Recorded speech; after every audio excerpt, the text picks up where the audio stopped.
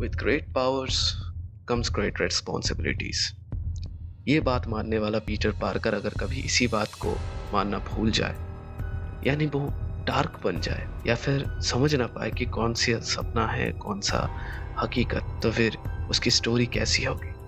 जानना है तो इस सीरीज को देखिए और हमारे साथ इस सीरीज का आनंद लीजिए। आज की कहानी में हम लोग जानने वाले हैं कि कैसे स्पाइडरमैन डार्क बनता है और फ्रेंडली नेबरहुड स्पाइडरमैन से डेडली नेबरहुड स्पाइडरमैन बनता है। तो ज़रा देर नहीं करते हैं, वीडियो को स्टार्ट करते हैं। So let's start the main video after the intro. So much going on that'll make it complex. The story is a story about a hero gone bad. So welcome to the neighborhood of Deadly Spider-Man.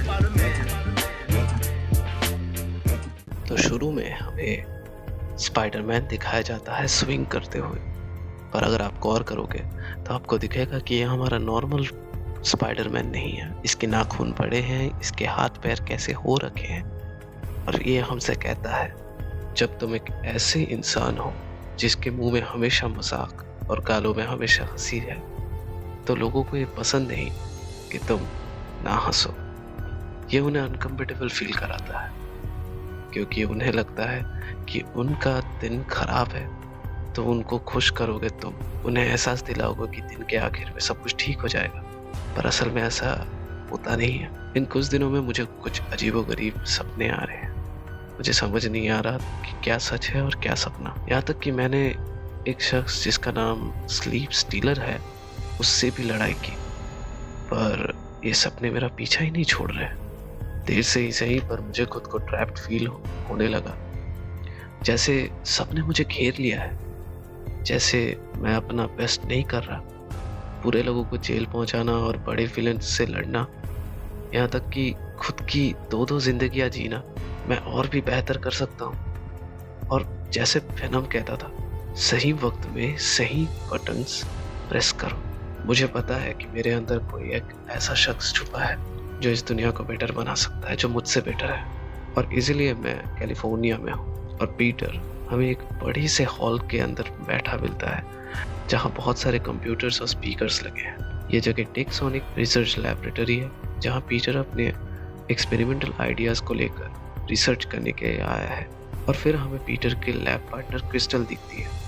Peter crystal से coffee लेता है और अपने research के बारे में बात करता है, और तभी उसे नज़र में एक पत्थर आता है। पीटर को वो पत्थर जाना पहचाना सा लगता है और वो उसे उठा लेता है, और फिर वो अपने नए फ्रेंड से मिलने के लिए सी बीच पे चला जाता है। पीटर बर्ड के साथ चेस तो खेल रहा था, पर उसका मन पत्थर की तरफ ही था। और जब उसने उस पत्थर को फिर से छुआ तो उसके आंखों के सामने सब कुछ मेल्ट हो गया, जैसे डाली पेंटिंग की तरह। और फिर उसके सामने आया एक नॉर्मल सी दुनिया, जहाँ सब कुछ डिस्ट्रॉय हो चुका था। एक ऐसा वर्ल्ड जहाँ कुछ भी जिंदा नहीं था, जहाँ सब कुछ ध्वंस हो चुका था। स्पाइडरमैन अपने हाथों को देखता है जहाँ पे खून लगा हुआ था, और वो चीखता है, सोचने लगता है कि वो यहाँ आया कैसे। और फिर हमें दिखता है स्पाइडी के आसपास पड़े स्केलेटन्स, जो कि जाहिर सी बात है स्पाइडरमैन के ही शिकार थे।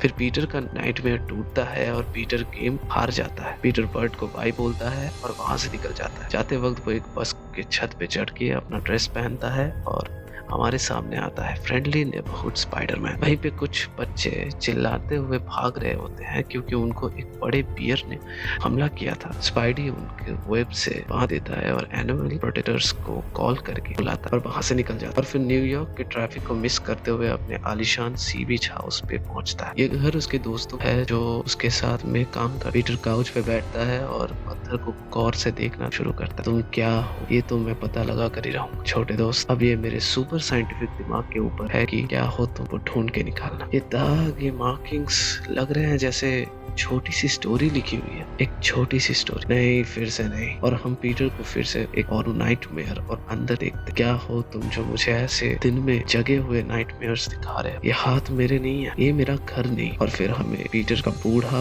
अवतार दिखता है मिरर में। और तभी पीटर को कोई कहता है ये तुम, और उस पत्थर की तरफ इशारा करके उसे मांगने लगता है और पीटर की तरफ गन ताकता है। पीटर उसे समझाने लगता है कि इन सब की जरूरत नहीं और हमें उस शख्स का मुंह दिखता है जो कि कोई इंसान नहीं बल्कि एक क्रो है, एक रेवन, और उन्हीं के साथ वो क्रो ट्रिगर दबा देता है। पीटर का नाइटमेयर ओवर होता है और वो देखता है कि उसके दोस्त घर लौट आए हैं। वो उसकी हालत देख के उसे रेस्ट लेने को बोलते हैं और फिर वो सनसेट के साथ डिनर करते हैं और फिर वो सब मिलके एक आर्ट गैलरी में जाते हैं जहाँ कुछ देर आर्टिस्ट और पेंटिंग्स के साथ बात करते हुए पीटर वहां से निकल जाता है और हमें फिर से स्पाइडरमैन दिखता है अपनी स्विंग करते हुए। स्पाइडी क्रिस्टल से बात करते हुए उसी के पास जा रहा था और अचानक क्रिस्टल के कॉल एक चिल्लाने की आवाज के साथ कट गया और स्पाइडी को ना चाहते हुए भी नाइटमेयर के अंदर एंटर करना पड़ा और उस दरवाजे से वो टेलीपोर्ट होके रोज बोल स्टेडियम पहुंच गया और दो गार्ड्स उसे वहां से जाने को बोलने आए,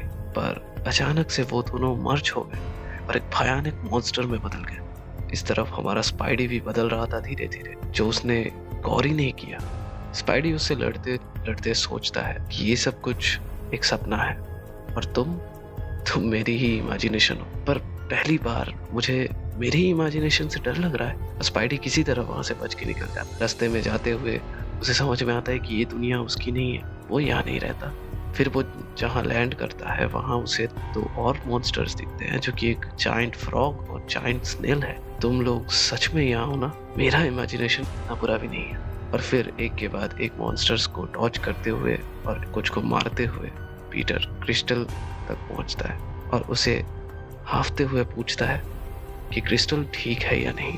क्रिस्टल उसे बताता है कि उसका मशीन तैयार हो चुका है और वो चाहे तो उसे यूज भी कर सकता है, पर पीटर कोई डेस्टिनेशन बिना सेट किए ही उस मशीन को ऑन कर देता है और फिर वहां का सारा पानी हवा में उड़ने लगा और एक जायंट मॉन्स्टर बियर वहां से निकल के आने लगा। और इसी के साथ डेडली नेबरहुड स्पाइडरमैन का इशू 1 खत्म होता है। आगे के इश्यूज को सुनने के लिए चैनल को जरूर सब्सक्राइब करें और वीडियो कैसी लगी कमेंट करके जरूर बताना। आपके क्या थॉट्स है इस सीरीज को लेकर, या फिर आगे इस सीरीज में क्या हो सकता है क्या नहीं हो सकता है उसको लेकर अगर कोई थॉट है तो वो प्लीज कमेंट करके बताना। अभी तक स्पाइडरमैन का डेडली वर्जन आया नहीं है, हाँ पर जल्दी आ जाएगा और अगले महीने इसका नेक्स्ट इशू रिलीज होगा, तो तब मैं इसके नेक्स्ट इशू के ऊपर काम कर लूँगा और आप लोगों को वीडियो मिल जाएगी, तो उसके लिए सब्सक्राइब ज़रूर करना और मिलेंगे नेक्स्ट वीडियो में। तब तक के लिए गुड बाय, सलामी सुपर हीरोज़।